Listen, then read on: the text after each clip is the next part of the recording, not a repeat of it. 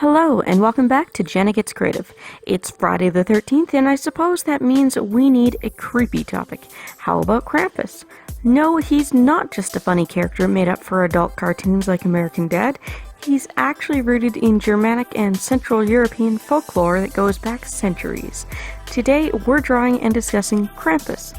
But first, if you're new here, I would love it if you would subscribe and turn on notifications.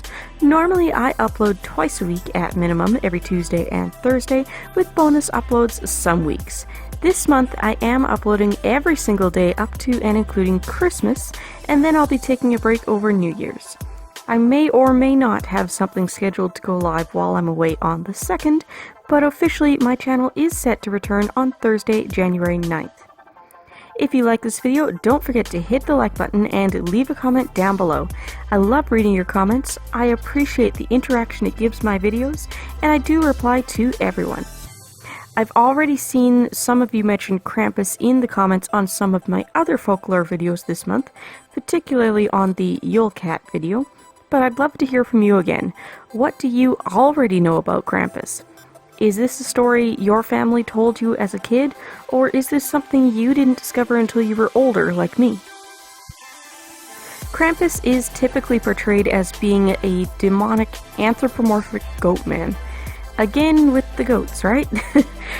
He's a companion of Saint Nicholas and was incorporated into Christmas traditions by the 17th century, but he's much older than that.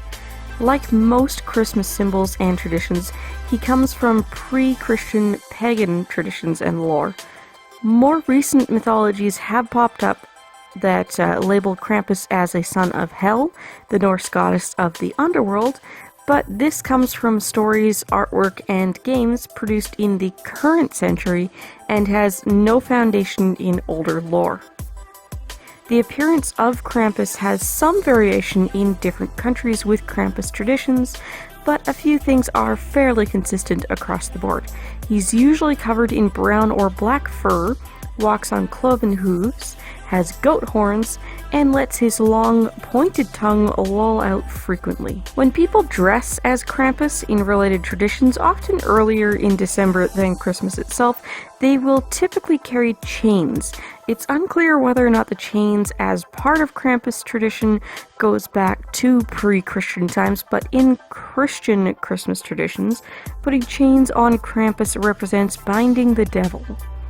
Krampus waves these chains about dramatically when performing in traditional events, and in modern times the chains are often adorned with bells. In pagan times, Krampus would carry bundles of birch branches and would occasionally use these to swat naughty children. He's also often depicted carrying a large sack or basket, which he uses to cart off naughty children, never to be seen again. In Central Europe, December 6th is known as the Feast of Saint Nicholas, and the night before this feast is when Krampus typically makes his appearance. December 5th is known as Krampus night, and Krampus visits homes throughout the evening. Sometimes he's alone, and sometimes he is accompanied by Saint Nicholas. Saint Nicholas takes on the Santa Claus role, distributing gifts to good children, while Krampus distributes coal and rooten, birch branch bundles, to bad ones. Some countries with Krampus traditions organize Krampus runs, where men from the community dress as Krampus and run through town together. As the name implies, right? Some alpine towns already had seasonal plays known as Nicholas plays, similar to Paradise plays of Adam and Eve. And as Krampus traditions became more popular, these events morphed into Krampus runs, with a play incorporated in, showing that Krampus is under the control of St. Nicholas and doing his bidding. Krampus schnapps is a strong fruit brandy traditionally served during the Yule season in regions with Krampus traditions, and Christmas greeting cards depicting Krampus have been a common tradition since the 1800s. In the illustrations on these cards, Krampus is frequently shown looming over naughty children or pursuing women. Despite the typical description of Krampus walking on a pair of cloven hooves, in these greeting card illustrations he frequently has one cloven hoof and one human foot. In some areas, written bundles painted gold are given to families by Krampus, and are left out year-round as a reminder to children to behave, lest they face the wrath of Krampus in December. Some smaller communities may not even have a St. Nicholas attached to the Krampus mythos, and instead feature Krampus as the leader of a bunch of horned troublemakers known as rauhen or Schabmänner. Sorry for the pronunciation. In some Italian traditions, during the Krampus festival, Krampus figures come out of caves and chase children and young men, striking them across the backs of their legs. In order to satisfy the Krampus and ward off further strikes, the boys must recite a prayer.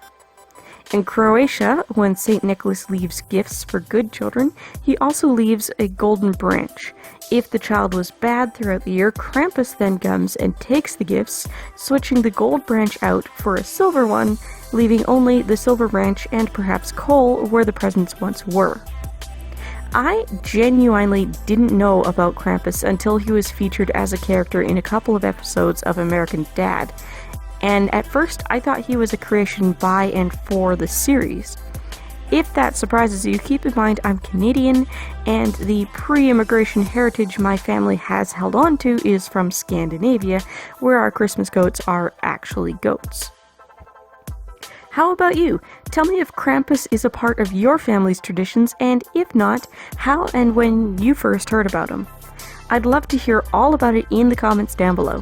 Tomorrow we're going to talk about candy canes, and then we've got a couple more folklore topics on the list. Thanks so much for watching, and I'll see you tomorrow. Bye guys!